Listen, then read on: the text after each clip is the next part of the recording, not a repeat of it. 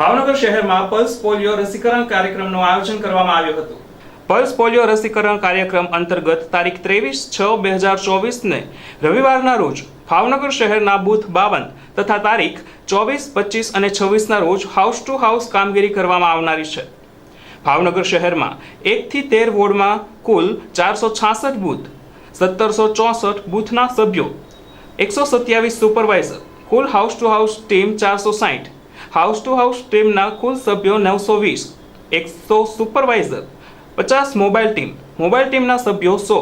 28 supervisor, 37 transit team તથા તેમના સભ્યો 148 સહિતનાઓએ આ પોલિયો રસીકરણ કાર્યક્રમમાં જોડાયા હતા। ભાવનગર શહેરના વિવિધ ઊભા કરાયેલા રસીકરણ કેન્દ્ર બૂથ જેવા કે આંગણવાડી કેન્દ્ર, હેલ્થ સેન્ટર, સર્ટી હોસ્પિટલ, આનંદ વાટિકા હોસ્પિટલ, રેડક્રોસ દવાખાના, અપંગ પરિવાર કેન્દ્ર, રોટરી હોલ, બજરંગદાસ બાપા હોસ્પિટલ, રામમંત્ર મંદિર હોસ્પિટલ, શાંતિલાલ શાહ સહિતના હોસ્પિટલ તેમજ નજીકના રસીકરણ કેન્દ્ર ઉપર બાળકોએ રાષ્ટ્રીયકરણમાં પોલિયો વિરોધી રસીના 2 ટીપા પીધા હતા। આ કાર્યક્રમમાં સહભાગી બનવા મેયર ભરતભાઈ બારડ, રાજ્યકક્ષાના મંત્રી, અન્ન નાગરિક પુરવઠા ગ્રાહક બાબત મંત્રાલય તથા ભાવનગરના સાંસદ નીમુબેન બાંભણિયા, ભાવનગર પશ્ચિમના ધારાસભ્ય જીતુભાઈ વાઘાણી,